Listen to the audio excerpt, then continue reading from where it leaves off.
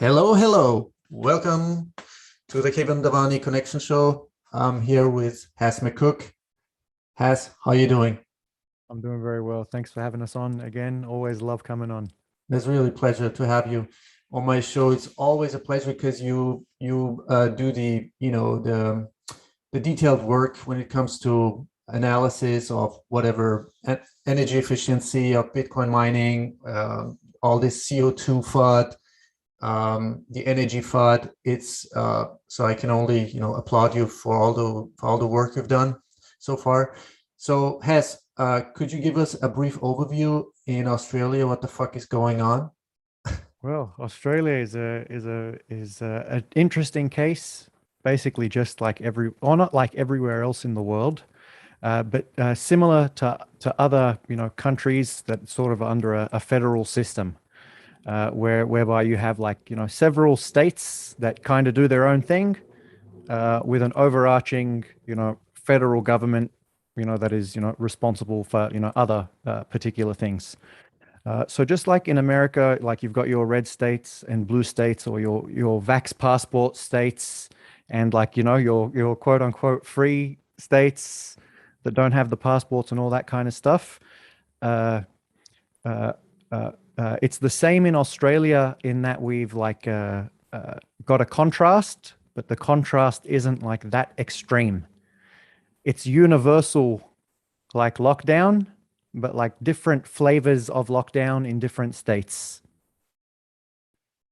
Based on case rates. Now in Australia, like we've gone over the top to make sure, like we keep the deaths as low as possible.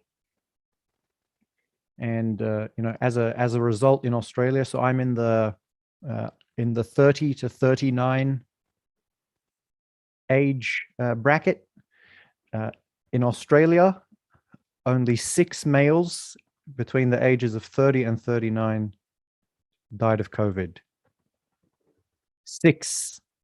1, 2, 3, 4, 5, 6 males between 30 and 39, and 4 females. Yeah. Overall, 1,000 deaths. In return for that, 98% of breast cancer screenings got cancelled last year. How many deaths is just that going to be? Cancers that might have been detected in last year's test stayed a year undetected, or a year and a half, or whatever it was. So we've kept the COVID deaths low by choking society. But we've done a lot of secondary damage. But at least we've kept the deaths low. If I think our death rate is 0.7 people per 100,000. So it's second lowest only to New Zealand. I think New Zealand, all of COVID might have had like 20 fatalities or something. Yeah. Their like mortality rate was, I think, 0.04 per 100,000 or something. Mm-hmm. When I've been listening to the experts' testimonials under the Corona Investigative Committee in Germany, with the German lawyer Rainer Füllmich and all the other experts and lawyers, it's now a global movement right now, and they've been I think talking to at least 150 experts around the world globally, like the most renowned expert there are. And one thing is sure, COVID is not about health. I mean, this is what people need to understand. It's not about health. It's about totally about something totally else. So the reason I titled this episode "Bitcoin Against Global Tyranny and Everything Else and Corruption" is that we need to look at the systemic problems, the structural causes. And so since I'm a politically illiterate, I don't watch like many other probably Bitcoiners and other people in this space. We haven't been watching mainstream, and I'm not really interested in how things work or politically. So I didn't know that there is like different prime ministers in Australia. So I had to look it up. So I thought there's one prime minister, right? Yeah. So there's one prime minister, and every state has a premier. So just like in America, like there's a president, but every state has a governor. in Westminster, in the Westminster Parliament system. So basically, England, Canada, Australia, New Zealand. I'm not sure about New Zealand actually. England, Canada, Australia, and specifically in relation to provinces and states, like you have in Australia. In every province in Canada, there's a premier, there's a Canadian Prime Minister, and the head of the state is the monarch of England. Same goes for us here in Australia. Very similar to our Canadian friends, who are also going insane with those lockdowns. So basically, if like the Western world wants like a barometer of where they're going to be in 3 to 6 months' time, look to probably Victoria in Australia, and I think it's Quebec that's gone most crazy in Canada. So, like I said, in Australia, there's varying levels, varying grades of tyranny, to a manageable level of like tyranny Oh, to interesting. It's variable. It's not like uniform. It's basically on a state by state basis, but it's not like a contrast. Whereas like in America, you have like free states that are just going hard. If you want freedom, come here. And like other states are like, the opposite. In Australia, it's just different levels of tyranny. Okay. You have the lower tyranny states. Yeah. And then you've got like Victoria, Melbourne is the capital of the state of Victoria. And like Melbourne is the longest locked down city in the world. I think since Corona started, they've locked down for something stupid like 267 days. So they passed like 267 or something like a few weeks ago to break the record. And that's why there's been a lot of these like protests you've seen on TV. So a lot of the protests, the riots, that was all down like in Melbourne. So in Sydney, we have like just a different level of like tyranny.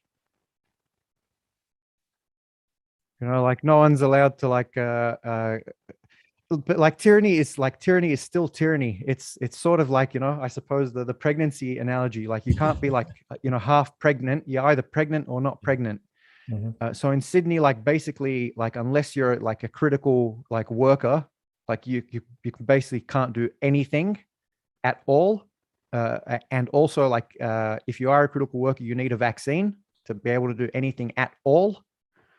Then on Monday, my state, not Monday tomorrow, or Monday today rather, Monday next week, they'll be opening, lots of things up for like double vaxxed people, because we'll be hitting like 70% double vax rate.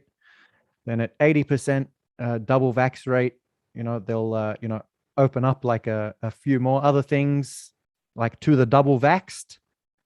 And then like when it's 90% double vaccinated, believe it or not, life goes back to normal. No vaccines, no QRs, no sign-ins, nothing. Okay, so you seriously now the premier that made that promise. The premier that made that promise, resigned for a corruption investigation 2 days ago. So I've lost faith that life will go back to normal, like on December the 1st. Like, why the hell would you open a corruption investigation on a politician you've known has been corrupt for a very long time, like a week before like people are meant to start getting their freedoms back? Like, it just makes me feel like very uneasy that the new premier will be, pro lockdown. But we'll just have to see how it goes. Like with politics, really, it's just whichever way the wind blows, really. You just have to, literally, you cannot believe any of these people's, promises when they say, yeah, this day your life's going to go back to normal. Like until I see it happen, until I'm like given evidence of it, I will not trust You know, do not trust, do not ever trust these people. As the saying goes, Hess, when a politician lies when he opens his mouth or moves his lips or something like that. So, politics is politics. It's like it's inherently corrupt. It's inherently deceptive. It's inherently about cheating. It's inherently about systemic theft. It's it is what it is. So, can you go over what are you what do you see in the coming months? I mean, do you see Australia going into the footsteps of Israel, double jabbed, is not valid anymore. You need a third and fourth, otherwise, you're going to expire with your COVID pass or whatever. I know, based on my interpretation of the former New South Wales Premier's promise, 90% vax, you're done. That's it. Life's going back to normal. If the over 60s want boosters, we have heaps of boosters. So do you think that was the objective and the intention behind the whole corruption story? That this is probably just the tip of the iceberg. I'm sure. I'm totally. No, this is basic vanilla political corruption. The Premier at the time hooking up her boyfriend with grants for his electorate. This was a huge story a year and 2 years ago.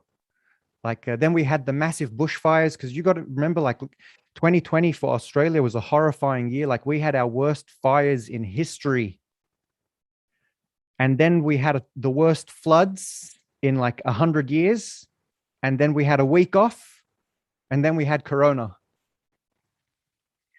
And because she did such a good job throughout the fires, she was very popular, and we all said, poor lady, she's with some bastard boyfriend, and we forgive her, we let her go. And that was the last we heard of that, 2 years ago.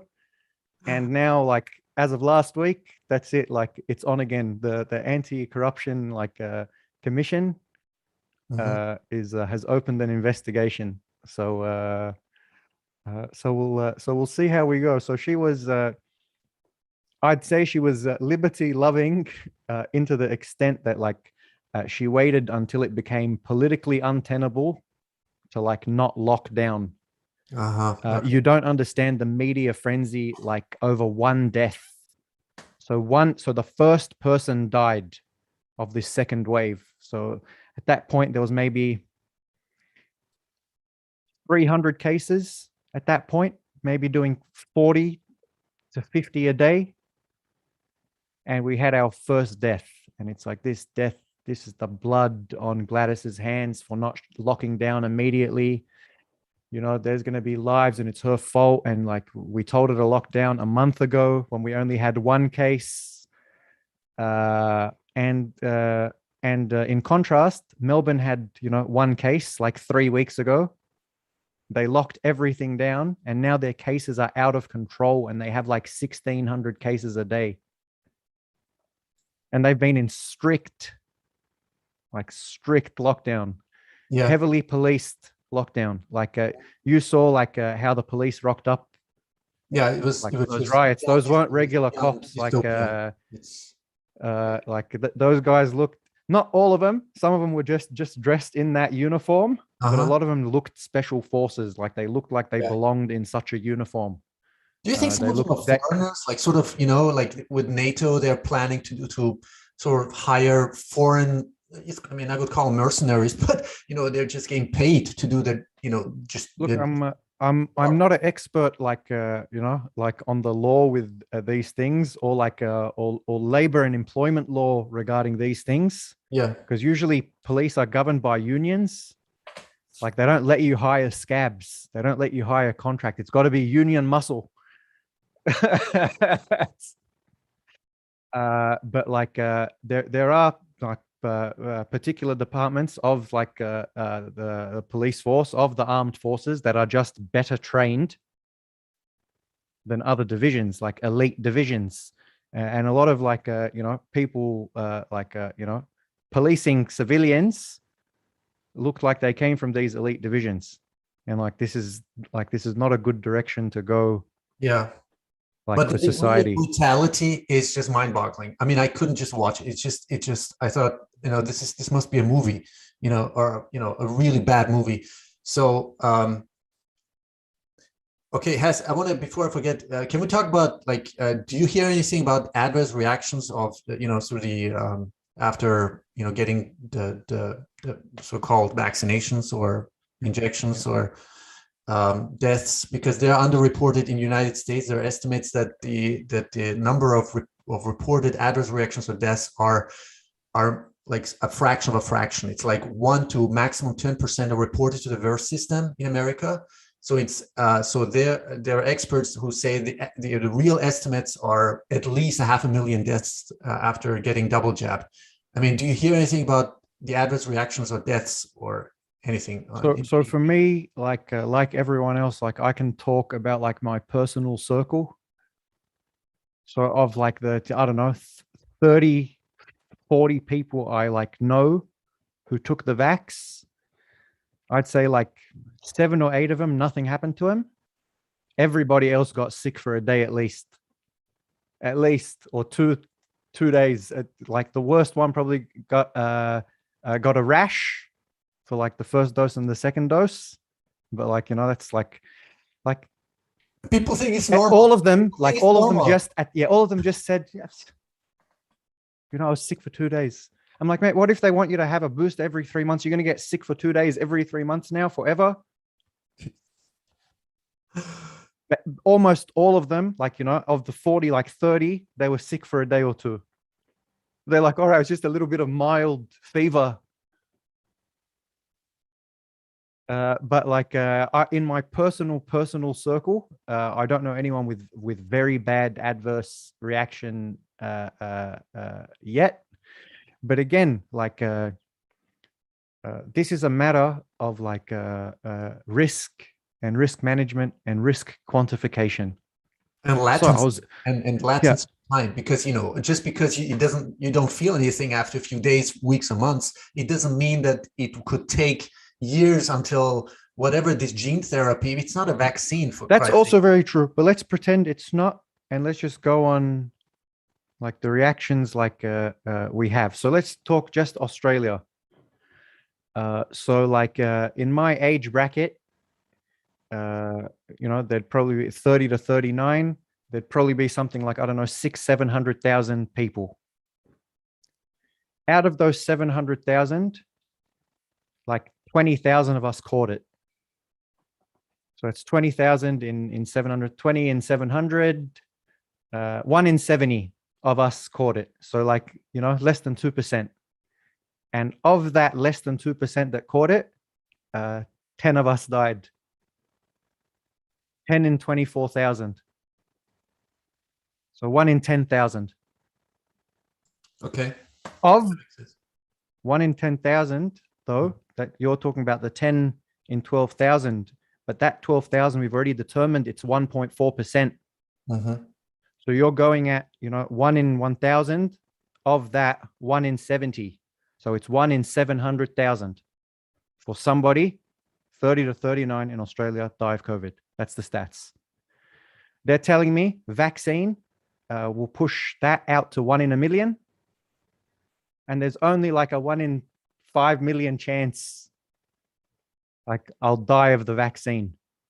But there's probably like a 60% chance I'll get sick for a day. If you look at those stats, someone 1 in 700,000.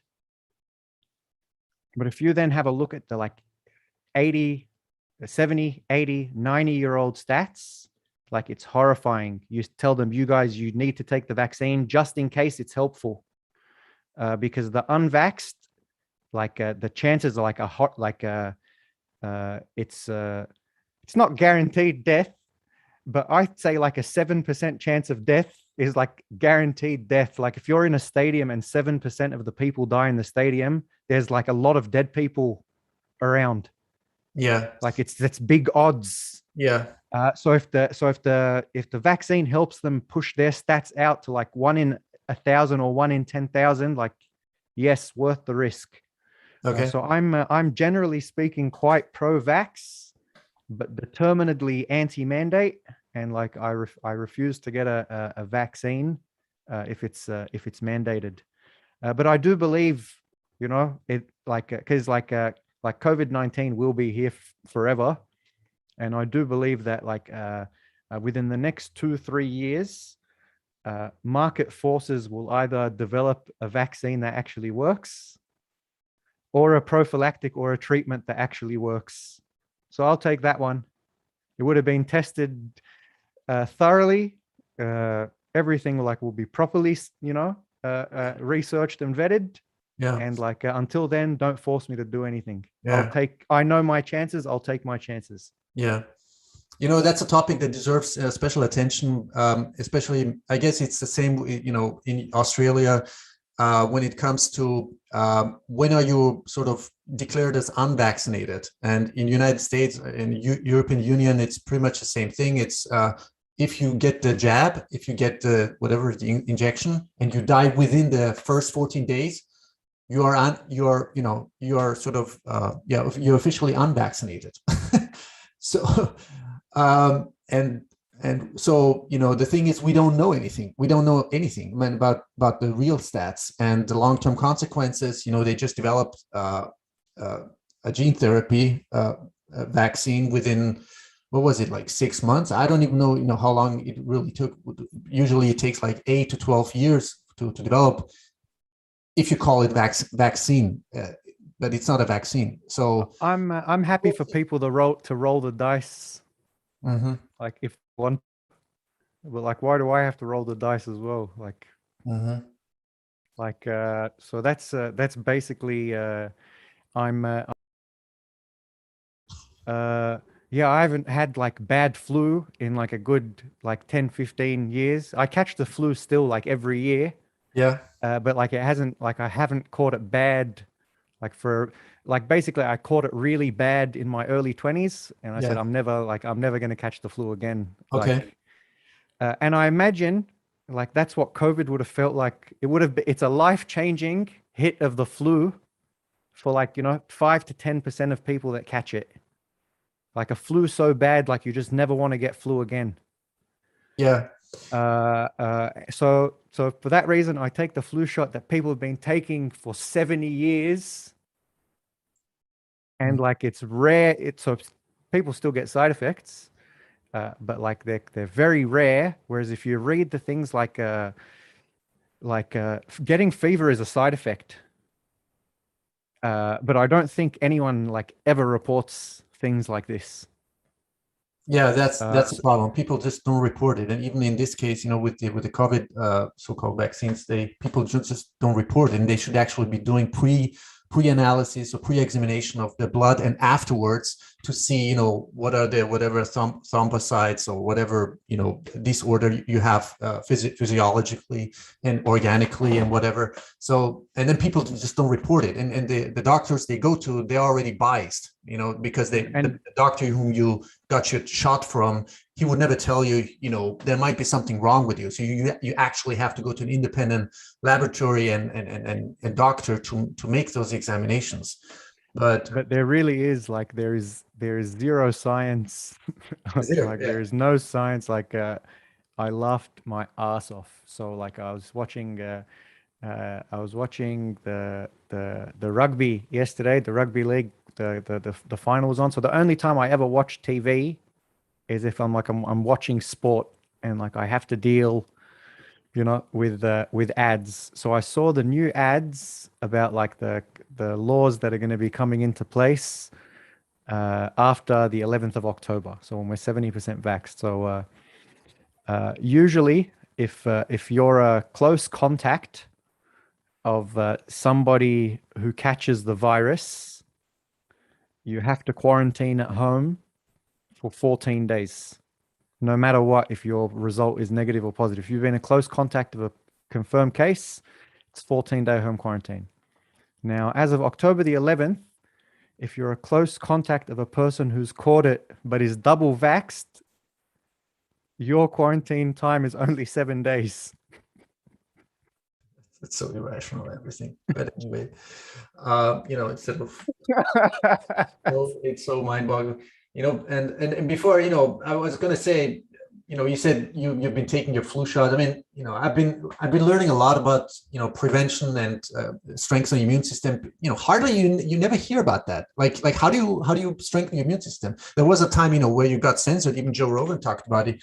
I mean, taking like vitamin D3, K2, zinc, amino acids, whatever trace elements, minerals. This is what actually really boosts and strengthens your immune system. But I hardly hear anybody, even the ethical experts. I don't hear them much talking about it. From time to time, maybe some of them. But the best way to stay healthy is really hard work. So like hard work tends to drive the habits to that you need to do to keep you working hard. Put your body into your work, exercise, eat healthily, get outdoors. Holistic. You'll find the healthiest people in the world are usually, the carpenters and roofers and people that work outside, work hard, and also, eat well and sleep well. So we can definitely take a page out of their book. Yeah. So let's talk about this dystopian, really surreal dystopian agenda that's being planned by the WEF and their the whole alliance of Klaus Schwab and the planned Great Reset or monetary reset. How do you see things play along? I mean, how do you see Bitcoin? Do you really see 1 billion people by 2024, 25? Adopting Bitcoin, and that uproots this whole system, and finally we can break ourselves from the bondages. Yeah, it's like I'm sure you've seen that meme of the politician standing on a plank over the cliff with his pulpit and like pointing at the crowd, and all these people just standing on the plank keeping it steady. Or like you just walk off the plank, and that's basically it. So it's there if people want it.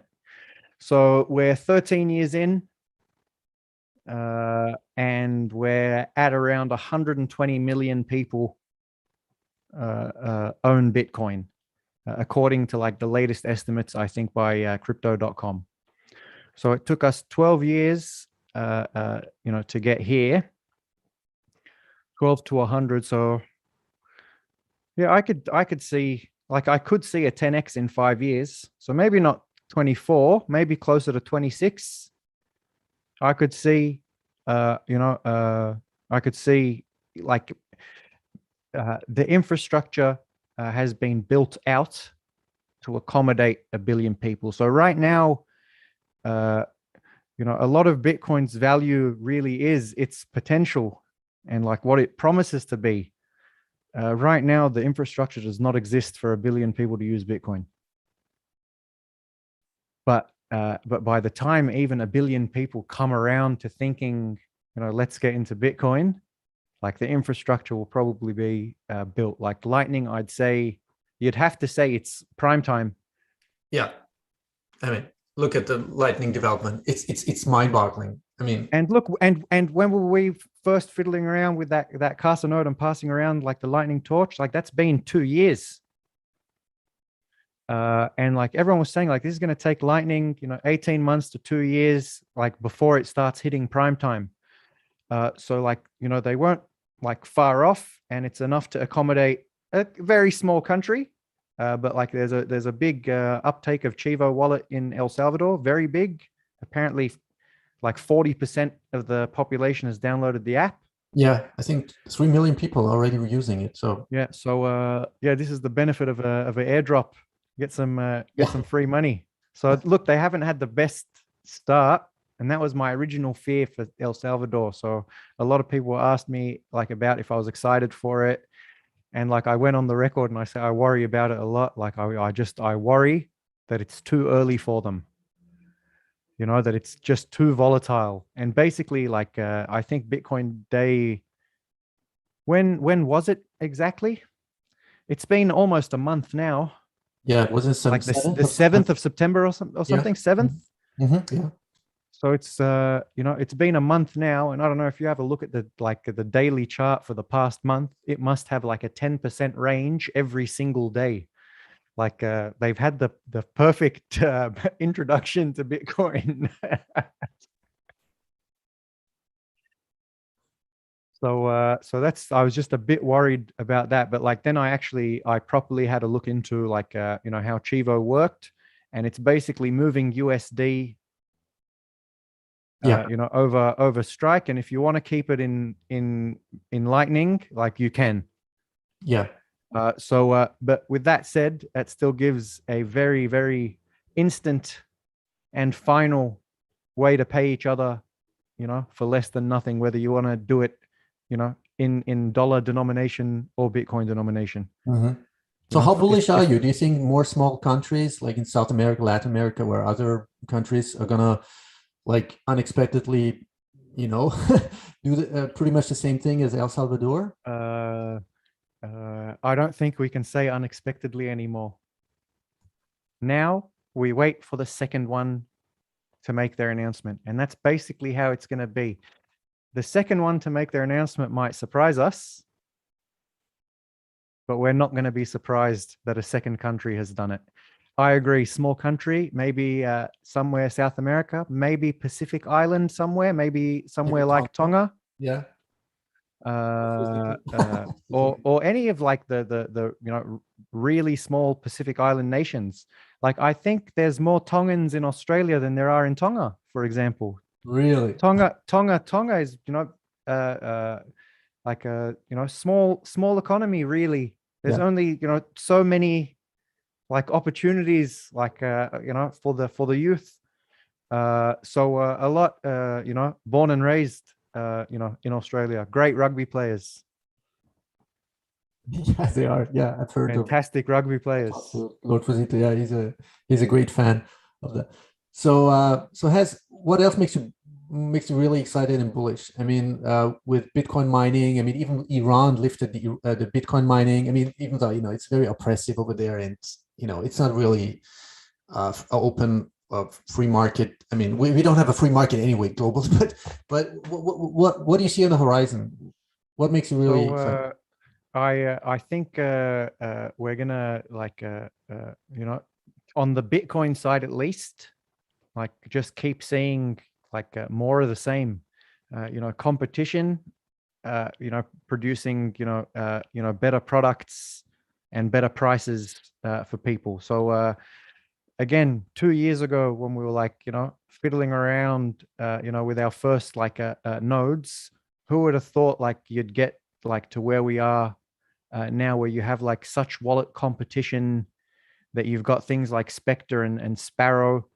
Yeah, and look at Yeah, Umbra. Look at yeah, Umbra on Bitcoin machines. I mean, it's just a you know, ready to go, idiot-proof, you know, full node. You just plug it in, and there you go. And you've all the applications, and it's self-updating. But I mean, the price, we can discuss the price. I mean, I'm sure during mass production. but yeah, in terms of development, like there's like have you ever heard of this thing called Taproot? So I think everyone's like forgotten how like actually meaningful, like so I like to measure, I like to like value things in terms of like usefulness. So like with Bitcoin, there's several things that make it useful and attract a individual like utility premium. So like the store of value function is very useful, so it's got like a market premium. The ability to transact, very useful, so on and so forth. You know, got a premium. And you know, every little thing like has its own weight, number of users. And now a big one is throughput. So right now, the theoretical maximum throughput is you know, 7 transactions per second. Functionally closer to about like 3.5, 3.7 when the mempool is completely full. You know, in the future, if everyone is using like Taproot, we might see 10 or 11 instead of 7. So all of a sudden, the transaction utility premium has increased by 50% because you're getting 50% more transactions through. And even though 50% more is like nothing in the scheme of things, it's not going to be enough for the 1 billion. It's barely even enough for 1 million, let alone a billion. By that time, like lightning will be lightning, and and thunder on top of lightning, or whatever whatever they come up with. Yeah. You'll be very easily able to handle the billions. And anyone like having children now, I'd say, if they're unless they're getting Bitcoin from you as their parents on chain, they will probably never interact with layer 1 Bitcoin in their life. Yeah, I don't see like 2030, the year 2030 onwards, like no one will use layer 1 Bitcoin. Yeah. Except like, exchanges and like whales and people opening and closing channels. Exactly. Yeah. That's basically it. So like, a baby born today, like getting, their first allowance, will be getting, being conservative, will be receiving sats on the Lightning Network. Because even Lightning might become, too expensive for sending around 1 cent. It very well may. Yeah. If you want to send a sat and the fee is 0.7 of a sat, then Lightning on Thunder or whatever it is, like you can play with microsats on that layer. Yeah. But yeah, Bitcoin, unless you're moving, if it's the year 2030, if you're not moving $1 million at least, like you don't really need to use or see layer 1 Bitcoin. It's just going to get prettier and prettier and more abstract. Just like the email address was just some monstrosity when it first came out, like a weird, string. And then eventually, 1995, me as a little boy, 9-year-old boy, made a Hotmail account, had easy to use email. Yeah. But like that people emailing in the late 70s, it's just, you had to be like a computer programmer. Yeah.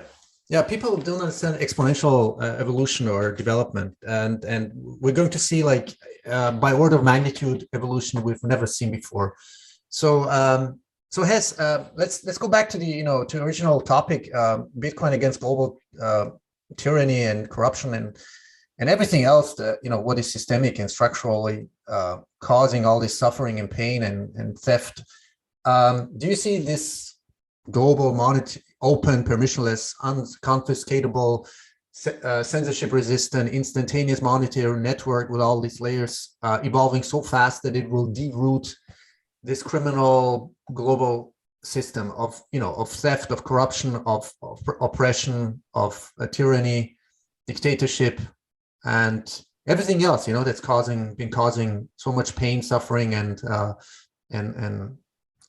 well, slavery. Bitcoin is the gun with the silver bullet, right? It fixes everything. We just have to need to pick up the gun. That's it. Bitcoin's already de-rooted everything. Like it's there. The silver bullet is there. The gun's on the table. If we want like to shoot tyranny, like the gun is there. We either use it or we don't use it. But like it's already there and alive and well. And that's like if you ask me what the risks to Bitcoin are, like obviously people say there's financial risk and there's so and so risk and there's regulatory risk and blah blah blah risk. Like I think the only risk to Bitcoin is that like maybe people just don't want it. Maybe they like the tyranny. Now, for a lot of people, you have to give the benefit of the doubt, like to the majority. They just don't know that Bitcoin is the gun yet. But there are a lot of people that know and just don't want to pick it up. So maybe guns is a bad analogy to use for a non-violent way to uproot. But basically, what I'm meant to really say is that Bitcoin's like just a tool. Yeah. Like by itself, it's not going to do anything for us. It's us that have to use this tool. Exactly. Yeah. That's it's us that we have to want it. We will have to want to use this tool. Yeah. And that's why I always say Bitcoin will always be the so-called black market money. Yeah. And look, and it is the tool for the job. Like if you want to get a nail into a piece of wood, what do you use? A jigsaw? That's not the right tool for the job. You need a hammer. Like if you want to de-root this corruption in the monetary system, you need a good tool. Like you need the best tool ever conceived. And it's been conceived and it's growing, it's been built upon, and it will be built upon. Like you just have to want it. It really is as simple as that. That's the mechanics. It's supply and demand.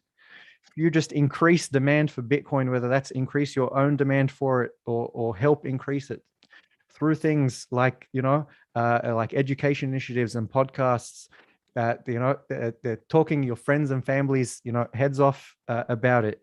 Like you increase demand for Bitcoin, the supply isn't going anywhere. And as it gets bigger and bigger and bigger and more irresistible, like Bitcoin just becomes boss. Yeah, and there's this, like there are already politicians all over the world, yeah, like shilling Bitcoin, and you have a SEC commissioner that I don't know about Gensler yet. I've watched a lot of his YouTube content, heaps. Guy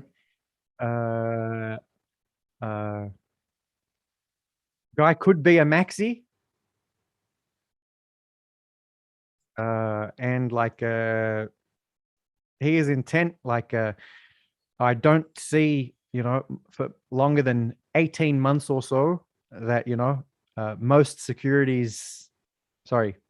shitcoins are declared securities. Obviously, probably start with the low-hanging fruit, easy ones like to litigate. But I'd say, like, by the end of the decade, like Bitcoin will be the last non-security digital asset like standing. Bitcoin, yeah. And six or seven others. Yeah, did you see that short clip or interview with between with Raoul Paul and Michael Saylor, where Michael Saylor had to educate him, like this is illegal, it's unethical. It's like, you have to tell a grown-up man who lives on a Cayman Island, probably for the sake of tax evasion, that this is something, first of all, it's unethical. This comes first, I think, before you illegal. Look, here's how I see it. So I was talking with a bunch of my friends the other day. They're Bitcoin owners, but they're not Bitcoiners, but they like their risky like investments. So a couple of them invest in like penny mining prospecting stocks, right? Where they pick up a stock, for a cent. They read the prospectus. The director of operations is some PhD in geology or blah, blah, blah, blah, blah. They say, we're going to drill, for gold. And like, if we find gold, everyone's going to be a millionaire. Your share price is going to go through the roof. If we don't find gold, we can prove what we did. We have our paperwork. We're registered on the stock exchange. And like, you can't sue us. You know what you're investing in. So basically, not all shitcoins are going to die if they're deemed securities.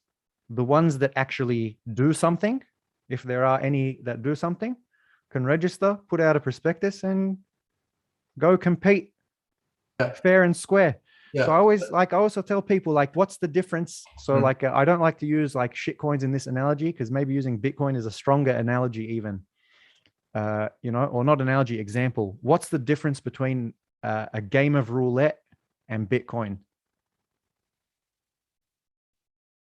In roulette, I have fixed odds, 1 in 38. Bitcoin, don't know what my odds are. Now, what shitcoins are telling you is you have a 1 in 10,000 chance of making 5,000x on this shitcoin. Yeah. You know, that should be illegal. Yeah. Because you know, it's Yeah, what you know, yes, what stands out for me is the unethical part, because you know it's the people who are getting dumped on, and you know it's of course the stupidity, the naivety, the I don't know, this high time preference of it's a gambling. It's a sort of a gambling. It's but the thing is, the securities law like is there so that, you know, possibly fake doctor of geology doesn't say he's going to drill and then skips the country. yeah, Like, you know, there's laws protecting security owners from behavior like that, like the stock standard consumer protections for all securities. So like you have a protection if you're buying a share, no matter how dodgy the company you're buying, if it's a publicly listed share, you have protections. And like I don't think that's a bad thing. Like yeah, like I sound like a cheerleader for the government here. Like but like I wish there was a better way for like you know because a lot of these rug pulls aren't a repeat game. Like there's no threat to reputation. You rug once, as long as you rug big, you never have to do it again. There's no repeat game. But if there was a repeat game amongst all these scammers, the market would eventually like self-regulate. And, you know, like it's probably good that something like that usually happens. But like shit coins are the worst and of the worst of financial cancer. yeah, On steroids. exactly, on crack. Like Yeah, people are being ruined. yeah, yeah. Like, Do you think people are going to go to prison? it's too accessible. Like I know Yeah. you have to let people touch the stove, but there comes a point you can't have every single person in the world with burnt fingers. While scammers are just laughing and have become like the new like ruling class because Yeah. they've just managed to scam everybody. Yeah. So I'm going to say, you know, let's just pretend there is still, which, you know, I've totally lost hope in this separation of powers, you know, the judicial, executive, and legislative branches. And there should be not only in the COVID, this whole COVID hysteria and fraud and corruption, there should be criminal proceedings up to the, you know, Nuremberg trial number 2.0 going on at International Court of Criminal Court in Hague. But let's just pretend there is a separation of power. There is still some kind of balance. Do you think there'll be criminal proceedings, criminal investigations going on? Doubtful. It's a symbolic one criminal proceeding I see happening is to the poor executive C-suite of Evergrande. Oh yeah. Scapegoat. Yeah. So you know, I think there'll be a bailout, but because of moral hazard, you know, maybe some serious, possibly grave trouble for the directors.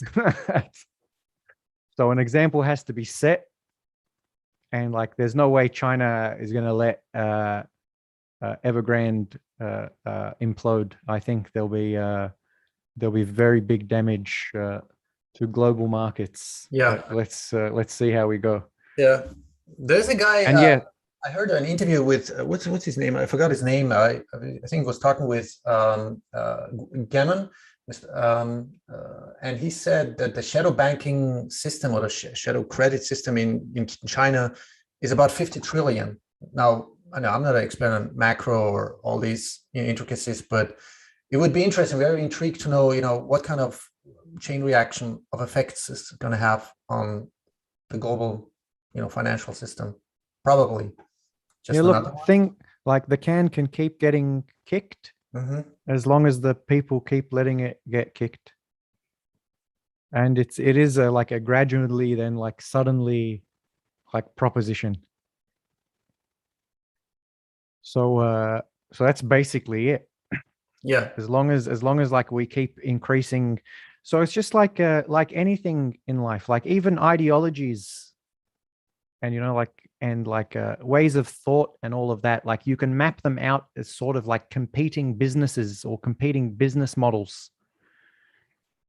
So like you know, you've got this authoritarian, you know, business model, that's got a market cap of 800 trillion or whatever it is. And then you got this Bitcoin freedom business model. It's got its market cap of like, 1 trillion. But yeah, if that market cap goes 20, 50, 100 trillion, if you think about it, it probably still isn't even upsetting the balance of power, correctly. But as it grows, the balance of power dramatically swings. And like I said, there's already politicians and regulators in various countries that are Bitcoin supporters. And for now, even if they're supporting shitcoins, like at least it's something, because I'm very confident that like the shitcoins will be deemed securities. And I agree with Michael Saylor that once all shitcoins are deemed securities, it's probably the best thing that will ever happen to Ethereum, by the way. Oh, really? Okay. Because the security holders, now they have like voting and cash flow rights conferred to them as security holders of Ethereum. Yeah. And as a legal, regulated, centralized entity, they can probably come up with a fantastic centralized corporate blockchain solution. Yeah, it's centralized. That runs on Ethereum. Yeah. I mean, and all the other shit coins will die because they're useless. Like they are securities that do nothing. So therefore, like they're worth zero. Ethereum will probably be very valuable. So I don't know what Ethereum's valued at now. Market cap maybe 300 billion, something like this. I can see it being a $300, $400, $500, $600 billion like corporation. But yeah, at that point, Bitcoin is money. It's like it's not a corporation. Ethereum shares will be priced in Bitcoin, but that'll be Ethereum. It'll be a centralized blockchain that does like enterprise stuff. If it's still alive by then, if there's not like a layer 3 like Bitcoin solution, this is what I see. But like, so all of that kind of stuff. So for some, like becoming a security will be very good for them. Because like institutions and stuff anyone can go buy a security. Well, anyone can buy a shitcoin now. Actually, an institution really has difficulties buying a shitcoin, by the way, based on like certain charters and like risk profile and all that kind of stuff. So not everyone has access to shitcoins, mainly VCs and poor mums and dads. And the VCs get them very early when they're still worth shit.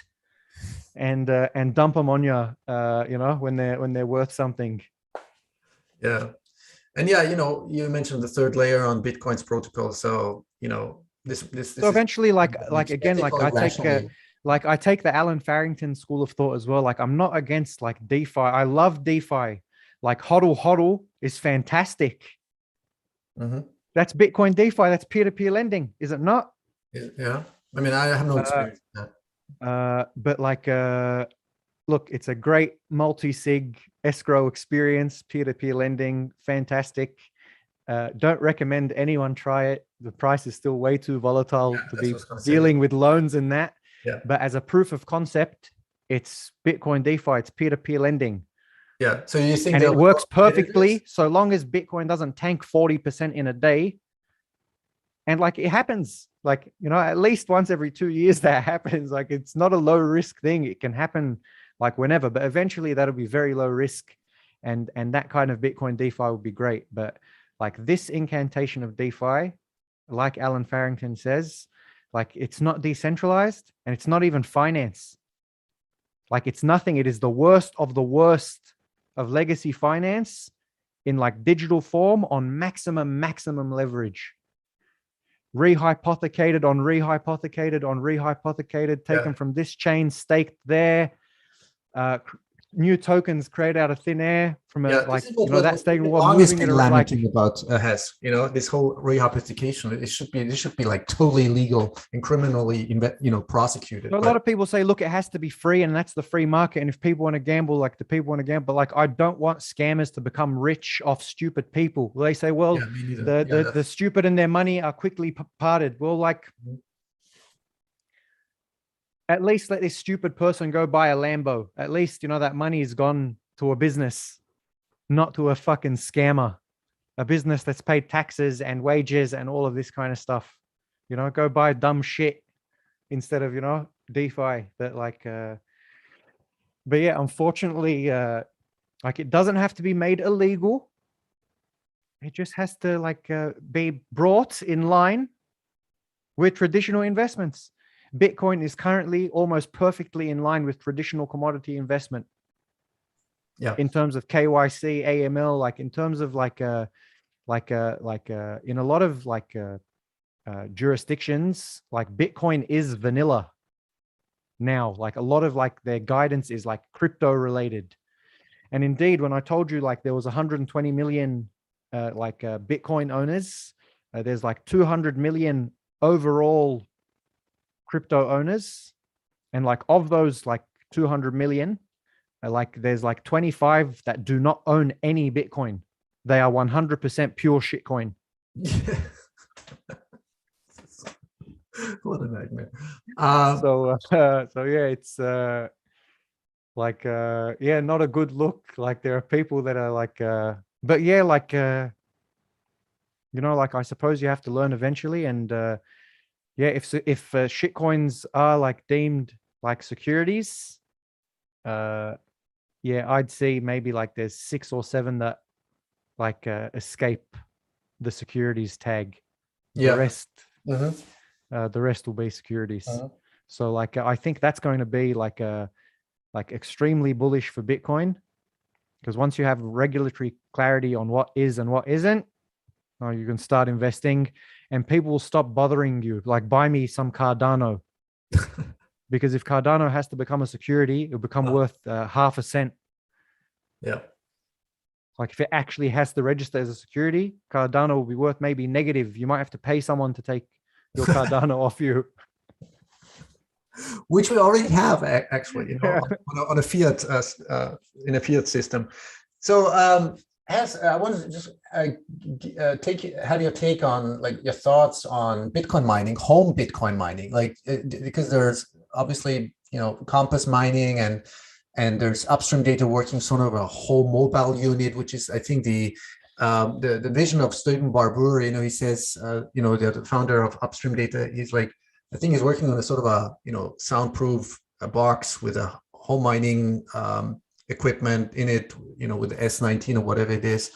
Do you see this? Do you see this like as a something, a bullish scenario, like people mining their own with you know, with the right, of course, with the right incentives and the right electricity prices? Where do you see that going? I'd say if you can get access to like I'd say 8 cent US like per kilowatt hour, you know, mining at home like could be worth it for you. So it all depends on like you know, a big part is like, you know, intention and like just like why you want to do it.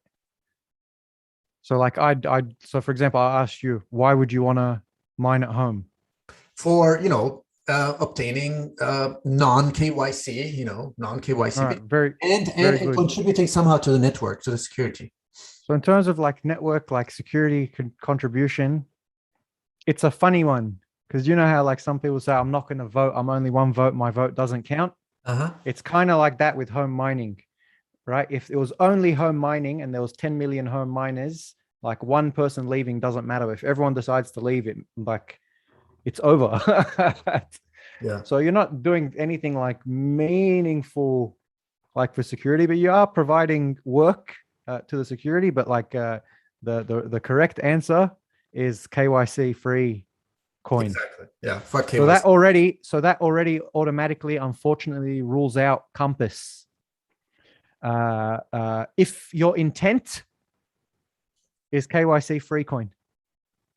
Right. If your intent is like to help the industry and contribute to hash, like you're crazy to not look at Compass, actually. Not shilling for Compass. Do not work for Compass. But they've got like 6.3 cent electricity rate. Yeah, that's most competitive price, and right? They're selling an S9 for about $8,000, which is like not the best price on the market, but certainly not the worst price on the market. Like it's a good price for like a S19. But again, like Like you have to get 6 S19s and they're $8,000 each. Oh shit, yeah. So like it's so like that's like for some people, yeah, that's a Bitcoin Yeah. to Yeah. get going. And you know, it might my 619s over my 3-year deployment should get me 1.1 KYC free, which is as good as like 1.4 KYC'd or whatever your marginal tax rate is Okay. for capital gains KYC coins. So in Australia, for example, let's say I have 1 Bitcoin bought today at 50,000 US, and in 2 years' time, it would jump to 500,000. Mhm. So I've made $450,000 profit on that Bitcoin. In Austria, I'd get to keep all of that money. In Australia, we're not as lucky. But in Australia, we get to keep half of it. Jesus. So half goes into the bank Uh-huh. and half goes onto our salary. Now, whatever our marginal rate in our salary is, that's what the rate on the Bitcoin is. So the top marginal rate in Australia is 44, or probably closer to effectively like 47% with all of like the additional like levies. So your effective tax rate on Bitcoin, if you've held for longer than a year, is 23 or 24%. Call it a quarter, 25%. So my 1 KYC Bitcoin is basically worth as much, or sorry, my after tax, my 1 KYC Bitcoin is worth 0.75 Bitcoin effectively. So your KYC coin is at least 25% more valuable. In Austria, your KYC coin doesn't make a difference in terms of your wealth, because as long as you've held it for more than a year, the government doesn't care. Exactly. There's no Your capital KYC problem, no speculation tax. and here's the controversy about to come up, and and this is an extremely unpopular opinion, controversial opinion, but I'll say it like to the death. Like, your KYC worry isn't the government. Your KYC worry is the people that are screaming loudly telling you to worry about KYC, because they know how they can get to you. They just choose not to. And we're lucky to have these people building on our side. And for every one of these people, there's 20 other shadowy super coders waiting to kidnap you because you didn't keep your privacy well on Bitcoin. Yeah. This is really concerning. Yeah. So that's the concern. So never fear government. Government can't do shit. Like, they're not competent at all. Like, don't worry. Like, if you've bought, like, don't worry from the government about KYC. Like, I say that flippantly. You should always worry about the government, all that kind of stuff. But main danger to your life for poor OPSEC is not the government. It is the Bitcoin security experts that aren't on our side helping us, like, with their products. Right. But I don't mean like the samurai people of the world, but I mean the people with the same capabilities as the samurai boys that aren't choosing to work for the good of the people. Yeah. You get what I'm saying? So like the samurai guys, with all due respect to them, they're probably not unique in their talent and knowledge of programming and security. There'll be heaps of people like them. How many good guys out there do you reckon are going to be on our side? So I'm more worried about them, and another reason I don't worry about them too much, because if they're so shadowy and super codery, why haven't we seen any videos of politicians masturbating on webcam? Why is it only Bitcoiners that have their seeds spied on by camera? Where are these guys doing God's work, exposing the dirty crimes of the politicians? So so I'd say just don't worry about your KYC and privacy. But make sure you're listening to the appropriate warnings. If you're going to do the KYC exercise, it's to protect yourself from other people. Yeah. The government maybe, but if you go through like your good mixing regime and all of that kind of stuff, like government's got like no chance. But the dark sector has the best brains in the world, and Bitcoin is valuable, and they're going to be looking for it. Yeah. And you know, So, it's really shocking to see people. You know, I mean, whether it was Ledger or all these leaks that have been going on, the you know all the data that's been exposed and leaked, whether it be was Binance or people have been, you know, beaten up and kidnapped and extorted and you know physically massively harmed. This is you know this is what KYC does, you know, and centralized the data centers. yeah, it's 100% definitely a fear, but I think the fear that's government is a fear that's it's a risk that's extremely overestimated, and everyone else like is a risk that's extremely underestimated. It's like it's a risk you can't even start to quantify and comprehend how many people on Earth are capable of hacking KYC data off an exchange, and how likely is it to happen? If you think about it in those terms, the likelihood of it happening is 100%. You can't get higher than that. It is a 100% likelihood. Mm-hmm. So yeah, fear the government for other things. I'd say your Bitcoin is safe. So long as it's in your own hands, yeah, your Bitcoin is safe. Coin mixing and so don't worry about the government about your Bitcoins, but worry seriously about privacy and, you know, and others.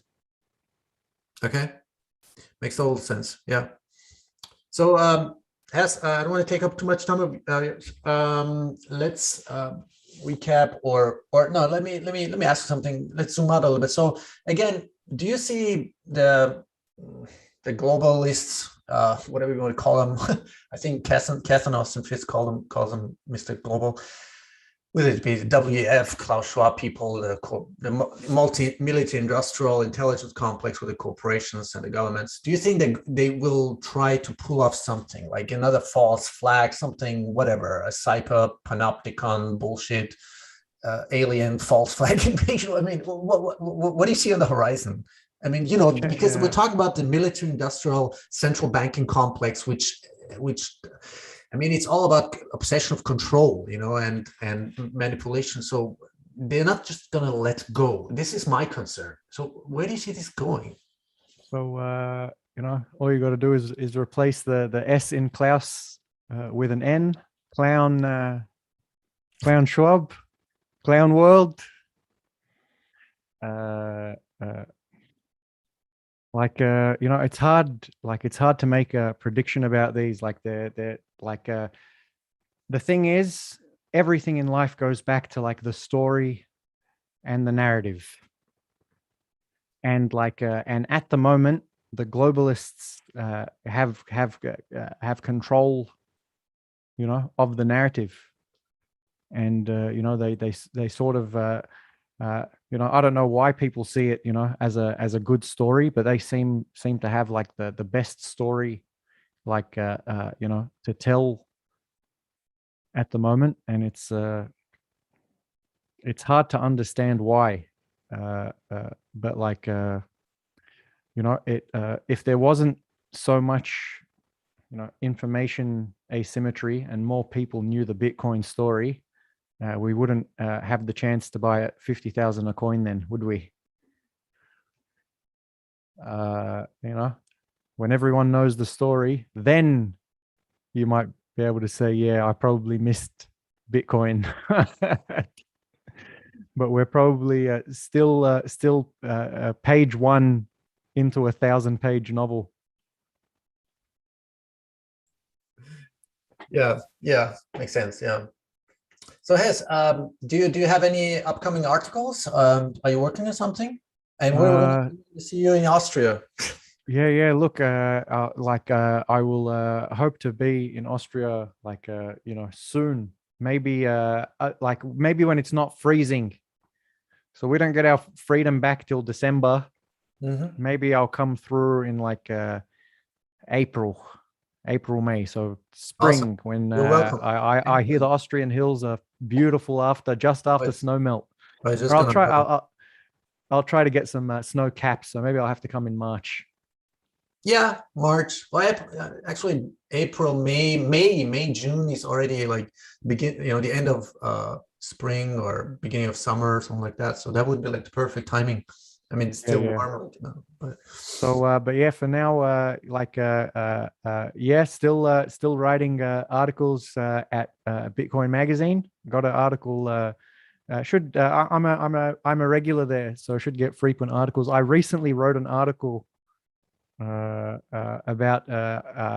El Salvador, like the volcano mining in El Salvador, and you know, the guys wanted a draft, I think, by like you know, September, like the 5th or something, like ages ago, like, you know, to put in the print magazine in 2 weeks. yeah, And thanks to President Bukele, yeah, he'd probably chuck that article in the garbage now. It's all out of date. Like, they've actually started mining. yeah. So maybe I'll have to tell the guys, like, I'm gonna have to rewrite a couple of paragraphs. It looks Yeah, silly. It's already out of date. That's the torturous thing about trying to write like about Bitcoin. Things just change too quickly. yeah. So Like dynamic. if you're working on a draft that spans like a week worth of work for you, and you're making a comment about the price, like you're gonna have to change everything. So yeah, volatility is good. I like it. Love it. Yeah, I'm really looking forward to that. To the volcanization of Bitcoin mining in El Salvador. This is going to be a huge, like precedented case, for this whole energy fund, because it's otherwise it's wasted energy. It's energy that's there, abundant, and you know, and they can just use it. Could very easily power all of El Salvador. Exactly. Yeah. It's only a small country, but could probably very easily power El Salvador plus excess for export. So, and I think it's not the cheapest in the world because it does require like drilling and getting lucky. But like if you have a volcano, like you don't miss, like drill anywhere and it's going to work for you. It's pretty hot. Fantastic. So for them and like anyone, like, so it's not available to everyone in the world. Mhm. You've got to have like volcanoes, but like there are quite a lot of countries that have quite a lot of volcanoes, like a Ring of Fire, Pacific Rim, Yeah. like Malaysia and Indonesia have heaps of geothermal. Mhm. So yeah, I'd see that as a growth industry for El Salvador. Like there's no industry more important than energy, and the energy industry is just a subset of the Bitcoin industry. Yeah, no, really, really exciting, really exciting. So HASS, yeah, let people know where people can find you, your articles, anything Yeah, so else? people can find me on Twitter at FriarHass, FRIARHASS, and you can also catch me on bitcoinmagazine.com. I think you just type in you can just type my name in the search, and that'll take you to my author page. And yeah, we'll see you guys all there. All right, pleasure talking to you, HASS, and I really hope to see you by next year in Austria on top of the mountains Absolutely. over here. Yeah, Okay. yeah, absolutely. I'll have my full knee-high socks on and suspenders. I'll get my little hat. Should Yeah. be good. Yeah. Let's smoke like cigars and drink some Yeah. Scotch malt. Yeah. Okay. All right then. HASS, have a good day. Okay. Talk to you soon. Take care. Catch ya. See ya. See you. Bye. Alrighty. That was an awesome talk. I'll see you soon again.